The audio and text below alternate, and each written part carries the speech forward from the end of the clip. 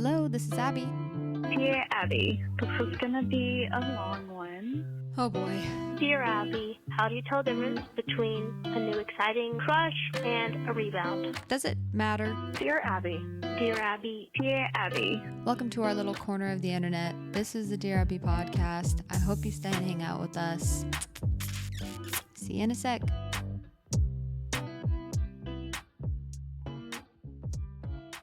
And hello, everybody. Welcome back to another episode of Dear Abby.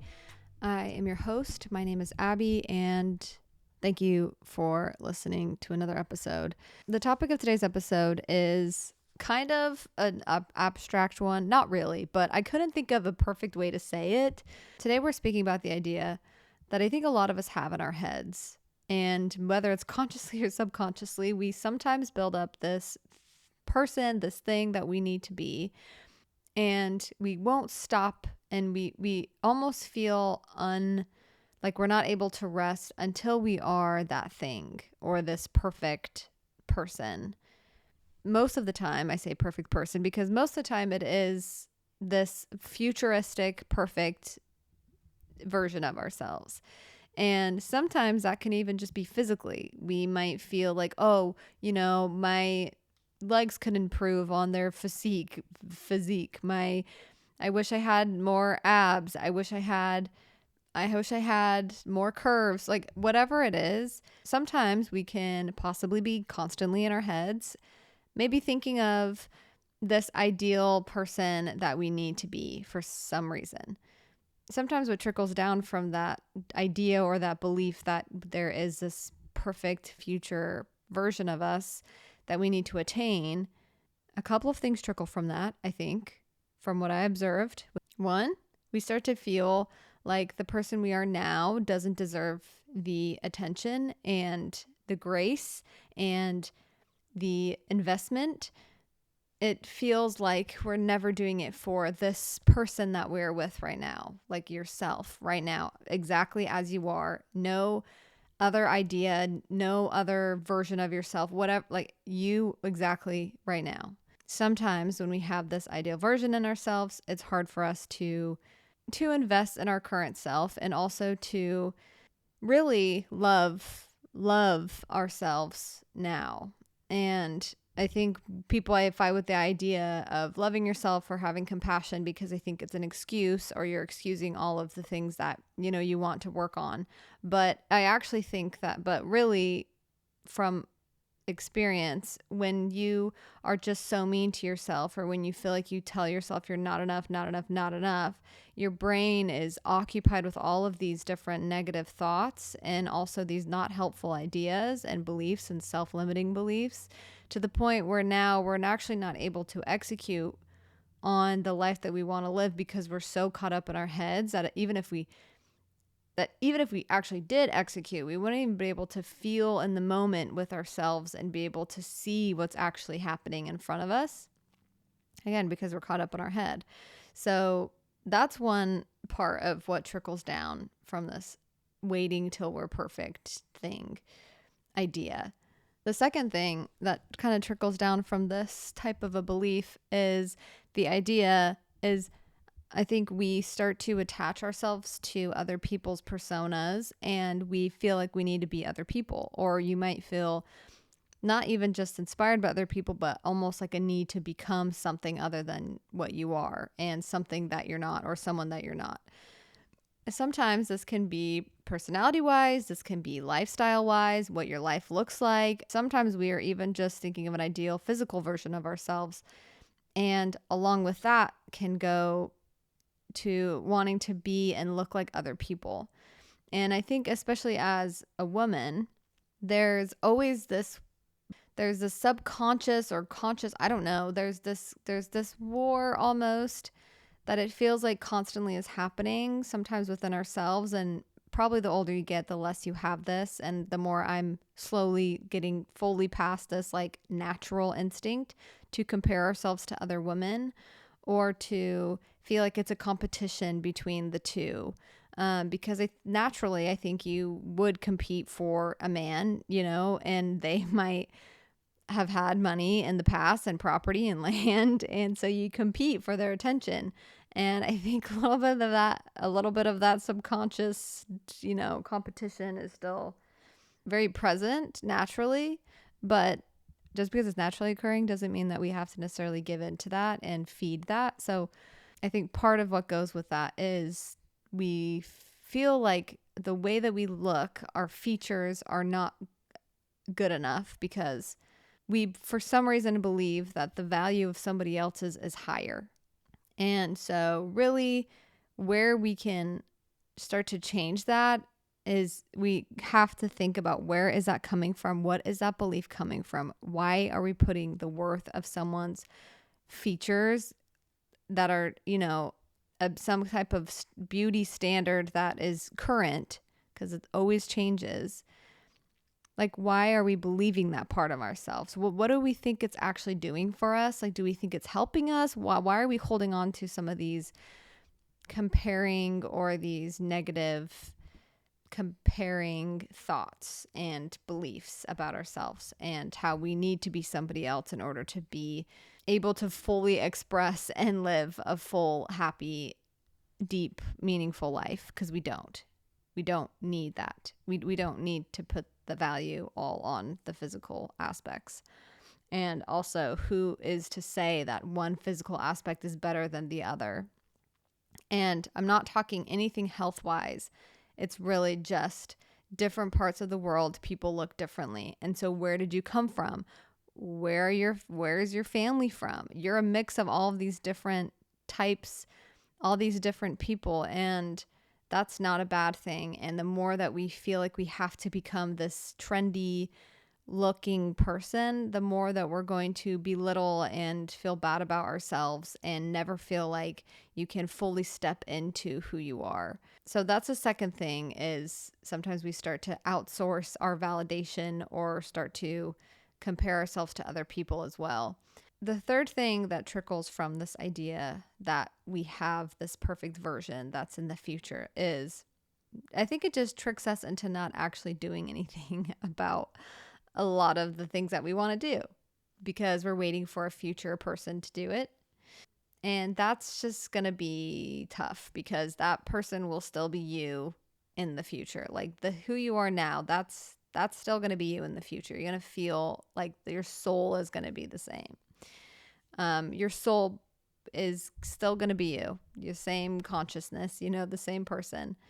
And with that comes, we never step into our own presence. I feel this a lot, and I've talked about this with dancing and doing things like I have to present something in front of other people, and it's usually my body or my voice. I start to shrink. My natural instinct is to shrink back and to hold back, and usually that means that my dancing will be worse. My singing voice will start to shrink and do these weird and start to make weird sounds. Sometimes when we are waiting for this perfect version of ourselves, we think we need to shrink before we become this thing that we know is perfect or ideal. And that is just a trap. I don't think anyone really knows what that feels like and knows that, oh, I've accomplished this ideal version of ourselves. Like, we just wait. And that waiting is a trap, because who is saying that we need to be all of these things? No one. We don't have to adhere and to obey this these cultural standards of what we need to do, who we need to be, how we need to act. So I think we can free ourselves a little bit is kind of what I'm going to talk about today with these 4 different things. So that's what we're talking about. But first, I'm going to do a quick dub and L, and then we're going to go into details, and then we'll go back, and then we'll do a Dear Abby. So my dub lately, well, actually, I'm going to do my L first. I've just had a lot of sad things happen within my family, like my immediate family and extended family, and I have felt a little bit of a spike with my OCD because of it, naturally, that normally happens. But it's just been a really hard week. But it's been a really difficult emotional week, which is probably why I feel a little bit detached. And, my brain is not putting things together super fast. I'm just kind of slower. I'm feeling a little bit slower and a little bit detached. I have to be patient with myself though, because when we go through hard things and things we're not sure how to cope with, I've never had to cope with some of these things before. I've never had to experience some of these things. This is like, my first time being this age. We're experiencing new things all the time. So sometimes we just don't really know how to cope, or we don't know what coping looks like, I guess. So I'm having to be very patient with myself and remind myself that there's no like perfect way to handle everything. So the best is all we can ask for from ourselves. But my dub kind of goes off my L, where because when hard things happen, seeing things change, you're kind of forced to slow down. Like you almost speed up, but you slow down at the same time. You're forced to be reflective, which is always a good thing. So I have slowed down. Like my life just has felt slow. I've just spending a lot of time with family and taking it easy, taking things slowly, and that has been really nice. And I've felt really close to my family, and sometimes I think as you get older, it can be hard to connect to the people that you once connected with. But when you put in effort and you open yourselves up and you are just there with people, it becomes easy and it becomes like second nature and instinctual and comforting. So that's been a dub. Another dub was just that it's kind of a dub and an L, honestly, because it's incredibly frustrating, but I have been learning to sew. I learned how to use a sewing machine a while back, but I am sewing this little doll that I bought the pattern for, and it's been a really annoying process, but I'm proud of myself for not giving up, and I'm just going to keep trying because eventually things click. And sewing is so hard to learn, but I feel like once you learn, you got the fundamentals and you like get it. It's one of those things. I mean, I guess that's how everything is. But for me, I take a long time to like really learn something. But once I got it down. Those are my dubs and L's. Let's go into the details and then we'll get back into the meat of today's episode. In the details of my daily life, I have noticed how there's always something on in the background. And it's not normally shows or TV or movies. It's mostly YouTube videos or a podcast or music or even an ambiance channel that's like something really calm. But my husband and I were talking about how we want to do better at just listening to the silence and listening to, I don't know what in me is anxious or something that needs constant noise, but I don't want to run away from that silence anymore.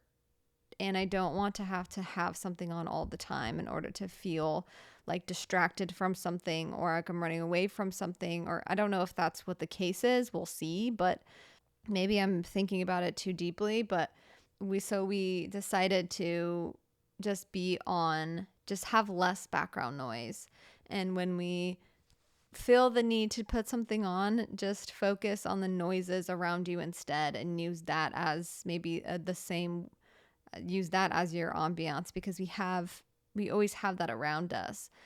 It's never really truly silent, and I find comfort in that. Maybe that's jarring to other people, but I like the fact that I can go outside and I can hear the wind rustling through the trees or the birds chirping, flying above, or just cars driving, like life, the sound of life, of moving.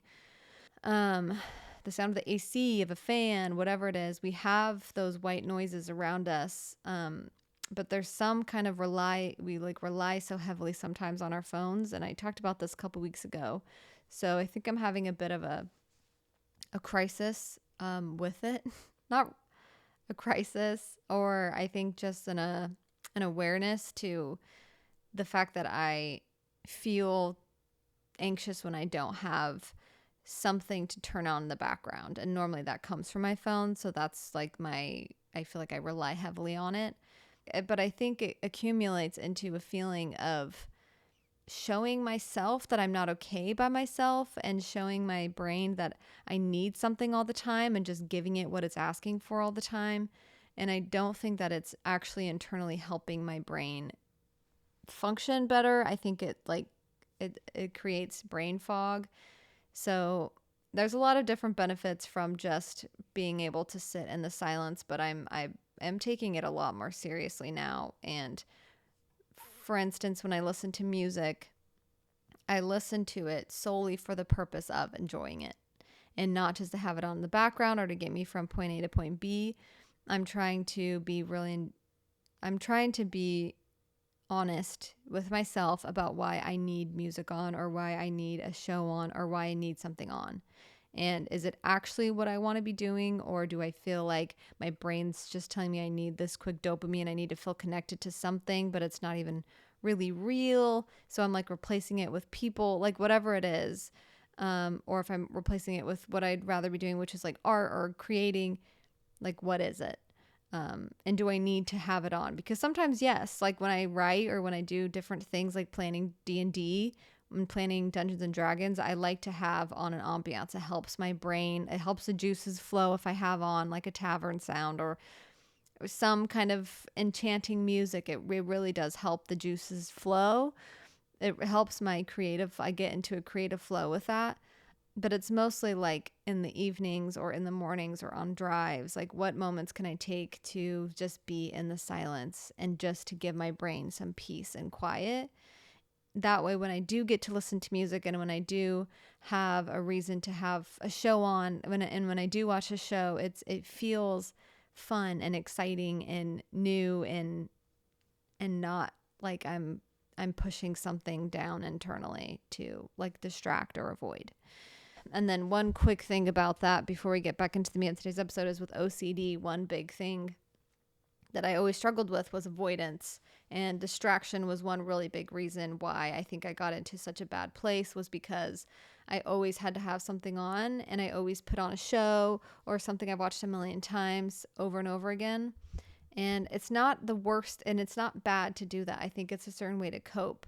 And it's not something that we need to beat ourselves up for, or that I needed to, because I kept putting on something in the background to distract. But I had to be honest with myself as to why, kind of like have a painful separation from that and realize what I was distracting myself with and avoiding internally. And with OCD, that's just a huge thing for me. It was like I just didn't want to have to deal with my thoughts, so I would turn something on so that when the thoughts came up, I could just drown it out with a movie or with a show or something loud or music. So then when the thoughts came back when I was silent, I feel like I had to turn something on to make it quieter again. And so that was just the way that I coped. So it makes sense why we would do that sometimes, if maybe you cope the same way or you have different ways that you cope that are similar.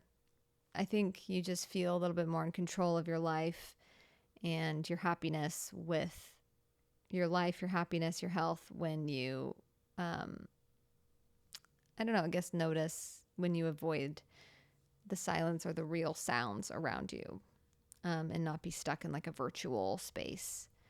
As great as that can be sometimes, it can be, I think, a roadblock in experiencing the beauty that life has to offer in its fullness now in the real world. It's hard to find a perfect balance in this world, in this day and age, but I do think that it's something that's worth playing around with, figuring out what works best for you, what makes you actually feel better in the long run. Okay, let's get back into the meat of today's episode. Okay, again, we're talking about when we are waiting to become this ideal version of ourselves. And when we think that that's like where we're going to find it's all going to make sense. And maybe we will one day have this, will be the exact version of ourselves that we've always envisioned in our heads and that we're waiting to become. But for me, I've felt like that I'm almost 30 now. I'm turning 29 this week. So I felt like that for most of my life, that I'm waiting for something that's going to come fix everything, that I'm going to wait for this change, then everything's going to be perfect forever and ever and forever and always. And it kind of came from this idea that I wasn't enough now, and that my worth is tied into my performance, and my worth is tied into how perfect can I become, how disciplined can I become, how physically, how do I look? Like all of these different things tied into my worth. Then I felt this need to become this perfect version. One of the things that it does is it makes you wait, and it makes you not do the things that you want to do now. And also it makes you wait to do work on yourself, to do inner work, to work on how you treat people, how you treat yourself, to work on maybe you have OCD or you have anxiety or you have depression, and maybe you're just like waiting for one day that something will happen and all of a sudden everything's going to be gone. And so we wait and wait and wait, and then we realize we're now digging ourselves deeper and deeper, deeper into this hole in this pit, and now we feel this like despair, and we feel like we want to give up because we're exhausted and we're weighed down heavily. So the idea of waiting and waiting is just what I've observed as a lie. I've never done that. I've never gotten to a place where I'm like, okay, I'm perfect and now everything's going to be perfect here on out. So if we're waiting for something, we're missing out. It feels very beneficial to let that go. That obsession we have, this obsession we may or may not have with being perfect. I think this is, and to be clear, I'm speaking very differently from just having an idea of thinking how you want to be in the future and then investing in that. But because I think that's good, when we want to envision ourselves, what we want for our life, how we want it to look, like all of those things I think can be helpful when needed. But sometimes if we're grasping so hard to what we think that we should have in the future, we are not, like, our palms are like not open to holding on to other things. And maybe this just stems from a belief in a God or someone that knows more about us than we do know about ourselves. Not to say we don't know ourselves and we shouldn't search and learn about ourselves, because I think we should. But from my own experience, when I've been holding on to what I think my life needs to look like so tightly, and this person I think I should be, and I thought I was supposed to be by now, all of those things, when I finally let that go, it feels like, okay, now I'm actually living in this real world. I'm not stuck in this different idea in my head. So it can just be something to be curious about or think about, that if you feel really disconnected from yourself, there could be a lot of reasons why, but maybe just be curious if there is a part of you that thinks that you are some type of mistake. Because I mentioned that as another part is we can lose our self-confidence a little bit because we think we need to be something else. But also because we may not invest in ourselves now and be loving and accepting and fully unconditionally accepting of ourselves and others now, that idea can kind of spiral into then thinking that we are some sort of mistake. Or maybe that was the precursor to thinking we need to be perfect, is we think we are a mistake. Whichever comes first, be curious about that. Like, do you think that you have something innately special, or do you think that you are a mistake? Because I think that question weighs heavy, and also that question can help you figure out maybe why you feel disconnected or why you feel a certain way. It can also lead into what I said previously about not stepping into your presence, like not fully embracing you, your body, your life, your mind. Like, it can be easy to fall into a state of just going through the motions, kind of waiting mentally for something to happen. And then finally we kind of come to, and we can finally live the life that we want, or be the people that we want, or finally accept and receive love. I think that can be another part of it. If you don't think that you are deserving of anything, or you think that you are so not worthy of something good, or are constantly thinking of worthiness in general, or enoughness, if that's not a word, but enoughness in general, maybe there's a chance to explore another way of thinking. I think innately we all have something special about us. Sometimes we can overcomplicate love and receiving love for ourselves and giving love to other people.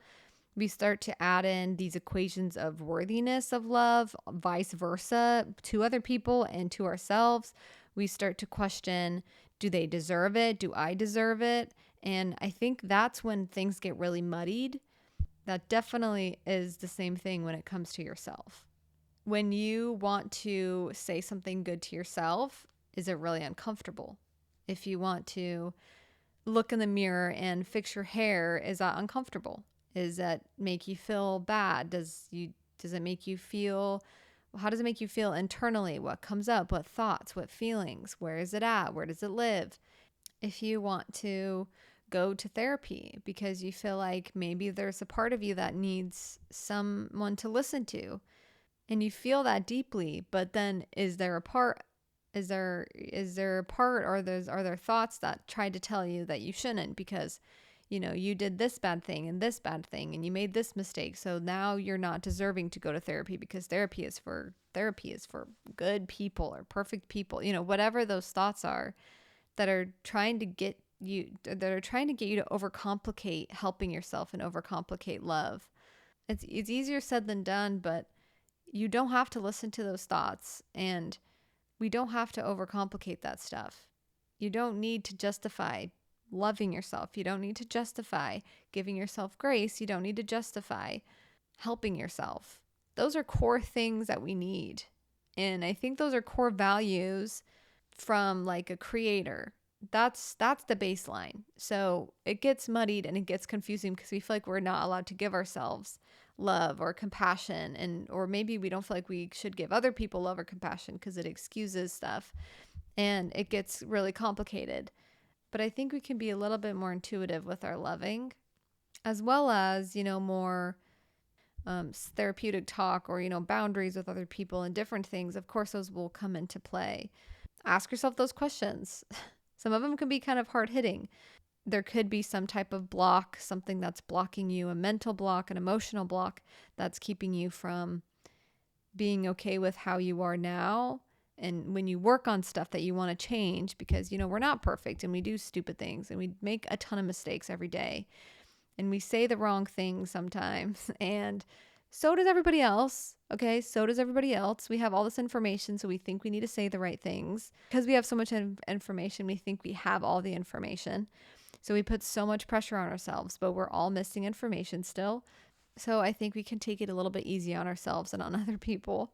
I think all in all, my thought was really, it's painful to wait to give ourselves love and compassion and care. It's not selfish to do so. And when we do give ourselves more care, if you're concerned about being selfish or whatever, I think let's slow down before we think that it's just going to go from 1 to 100. It's just the concept of, an idea we've all heard before a billion times now is the more you feel, the better you feel internally with yourself, how you carry yourself, how you talk to yourself, how you feel about yourself is going to translate how you treat other people and how you forgive other people and how you love other people. So it's all very much connected. I hope any of that made sense. Yeah, invest in yourself now, not just for your future self. Like invest in her or him and invest in them because they also will matter in the future.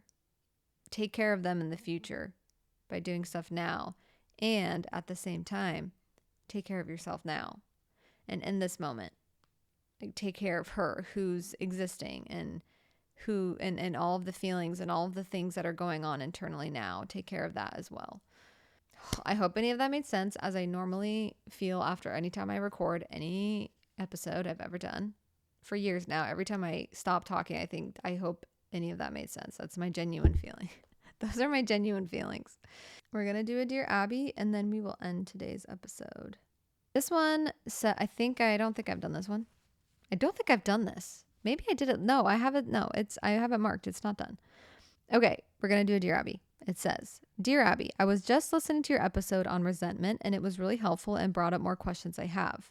I loved the idea of shifting annoyance to curiosity in these situations, but how do I dissolve the resentment that has sprung from an isolated incident rather than repeated offenses?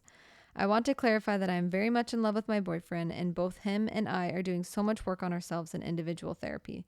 But there is an incident that happened a while ago that still affects my career, friendships, and our future.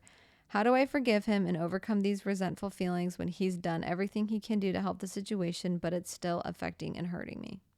Okay, this is a tricky one because I don't know the right answer. So I'm just going to give the answer that I would probably do internally for myself. I think one of the reasons that we may hold on to feelings is because they haven't been fully expressed in some way, and they haven't been fully acknowledged either in some way. And I don't have no idea what the situation is or whether that's true or not in this case. Perhaps maybe there's parts of you that feel like your boyfriend or that somebody hasn't really listened to how much this event, something that he did affected you. That could be one thing. So you can write it down and just let the floodgates open and start saying all of these things, writing them down, getting all of it out, like all the things that had affected you. Because, and I'm totally like this too, and I try to speak up for myself. Sometimes I'm really understanding of other people. In turn, I kind of just like invalidate my feelings, or I turn them off because I know that they didn't mean to. It's kind of what I talked about in my last episode is, I do change to curiosity, and I try not to be assumptive and mean, and try not to be assumptive and defensive and whatever. However, sometimes I do have lingering feelings that do still happen, even if I am curious, and I have to process those somehow. So that sometimes can either be in a journal, that can be out loud to him, and I just will say it nicer, but I'll be like, I just need to tell you how much this hurt me and how much it's still affecting me, because I just need it to be witnessed. I need it to be out in the world, because that feels fair. Because it feels unfair to hold in feelings and to act like things aren't happening internally when they are. And especially if it was because of something else, something that someone else did. There might be a feeling of unfairness and resentment because of maybe those unexpressed feelings or effects that maybe he doesn't know about. And we're trying to be nice and not make him feel bad, but sometimes your spouse or your significant other, I would believe he would need to figure out a way. I would believe he needs to figure out a way to be able to listen to you fully express the frustrations, even if it was a while ago. If that's going to be helpful to you, again, you can always journal and write it down. You don't have to tell anyone, but just write it down fully.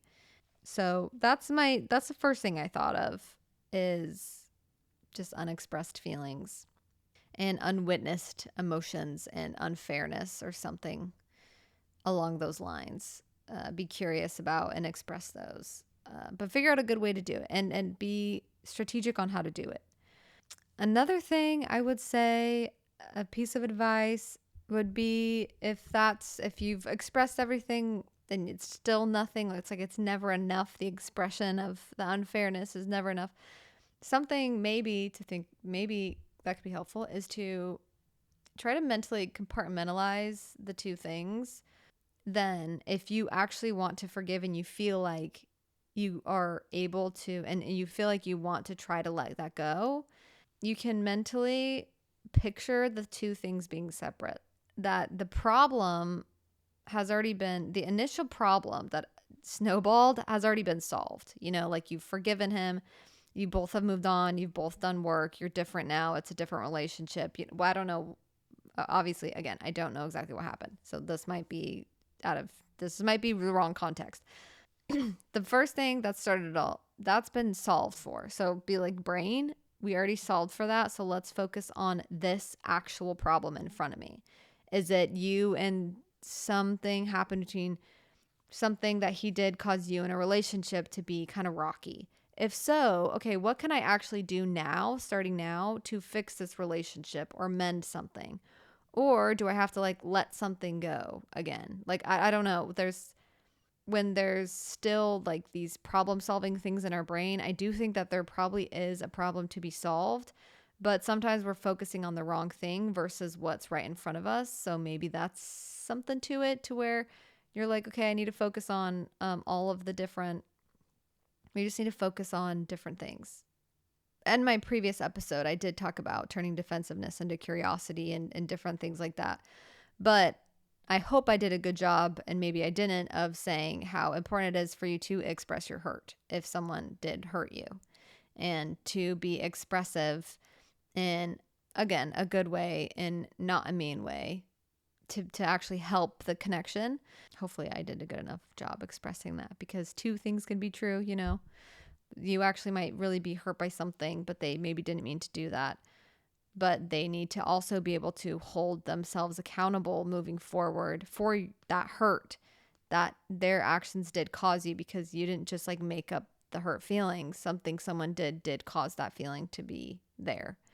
I'd say, okay, the last thing really quick, and then we're going to end the episode, is it can be that you're holding on to something in regards to how he hurt you, because also you feel like it's helping you in some way.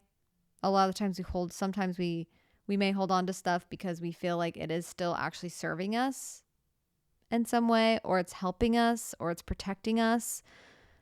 That maybe could be that could also be another angle you can think of, is, okay, do I need to keep holding on to this because is there a part of me that thinks this is helping me to hold on to this? Like, am I trying to protect myself from him? Am I trying to protect myself from other people? Like, what do I think is the purpose and the service that this resentment is giving me and providing me?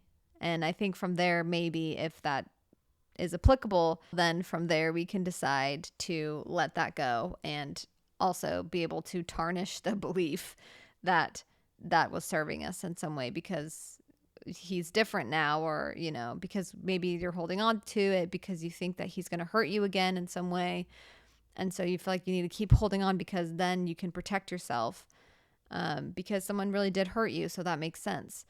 But if you are ready and you're wanting and you're willing to forgive and you want to move on because you really do trust him again, and you trust him, you trust your relationship is growing, then it is scary, but it is just a good question to ask. Okay, and that is all for today's episode of Dear Abby. Thank you so much for listening. I hope you enjoyed today's episode.